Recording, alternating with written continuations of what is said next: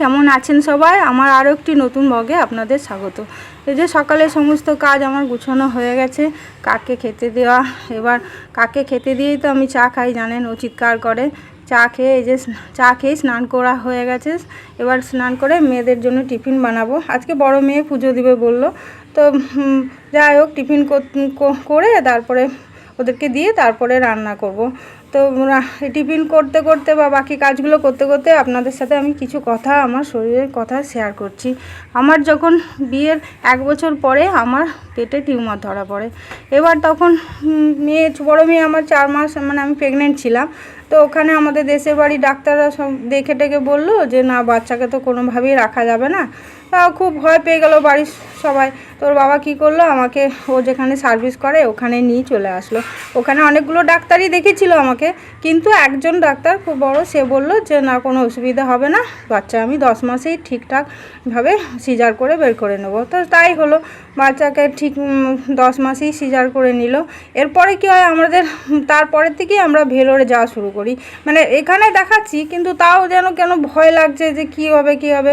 এবার ভেলোরে ওখানে ডাক্তারকে দেখায়, দেখি যে টিউমারটা তো ছোটো আছে আপনার, কিন্তু কী হয়েছে বলুন তো, আরও একটা হয়ে গেছে পাশে।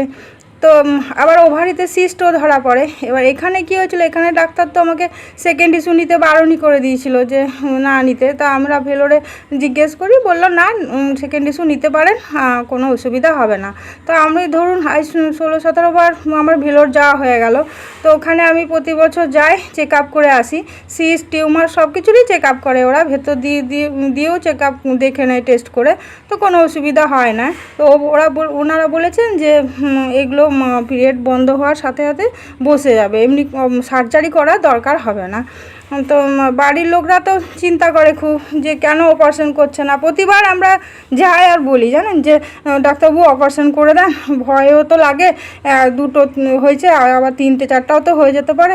তো ডাক্তারবাবু বলে যে না, এগুলো অপারেশন করার দরকার নেই, তোমরা ভয় পেও না, আমরা তো দেখেই তো তোমাকে ছাড়ছি।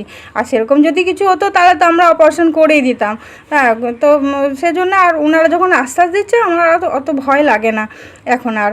তো এখানে আর কি শেষ করছি। ভালো থাকবেন, সুস্থ থাকবেন, টাটা।